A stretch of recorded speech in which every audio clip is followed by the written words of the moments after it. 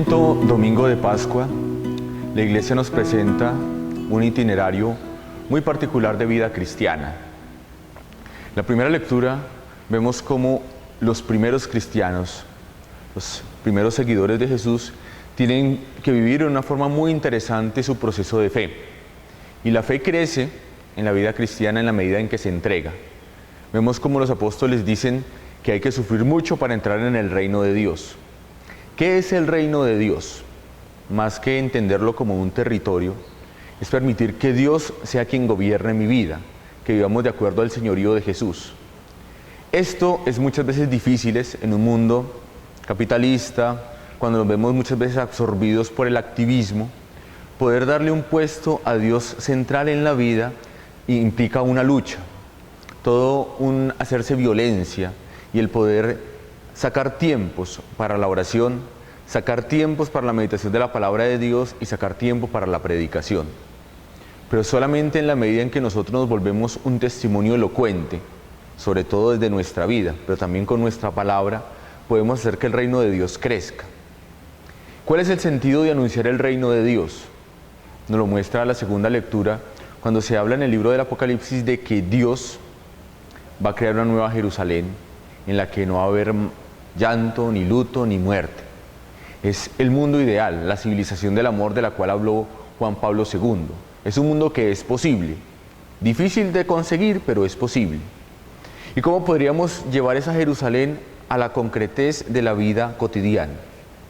Que tú y yo trabajemos para que las personas que entran diariamente en contacto con nosotros puedan experimentar momentos de dicha, momentos de esperanza, que nosotros seamos profetas, que seamos pastores, que anunciemos a Jesucristo.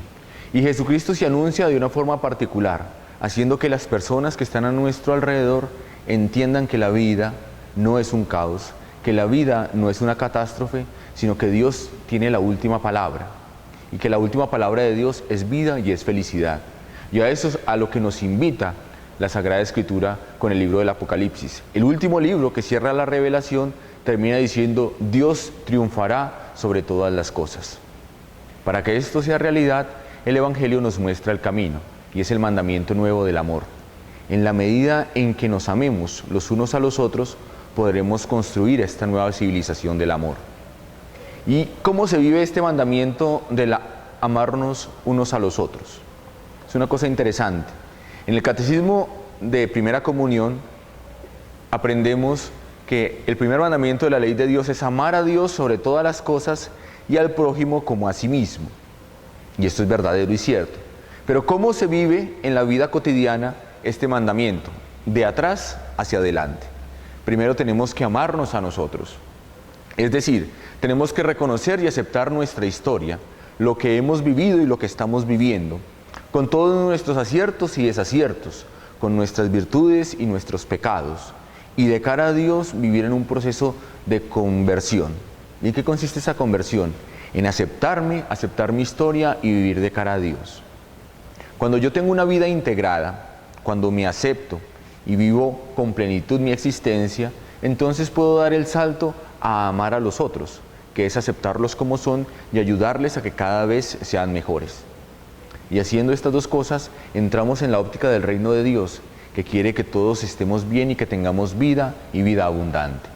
El compromiso entonces para este domingo, quinto domingo de Pascua, es que entremos en la mentalidad del reino de Dios, sabiendo que hay que padecer mucho para lograr estar en él, anunciando que hay un mundo diferente para todos, que es el mundo que Dios desea, y que esto lo construimos desde el mandamiento del amor. Muchas gracias y que Dios los bendiga.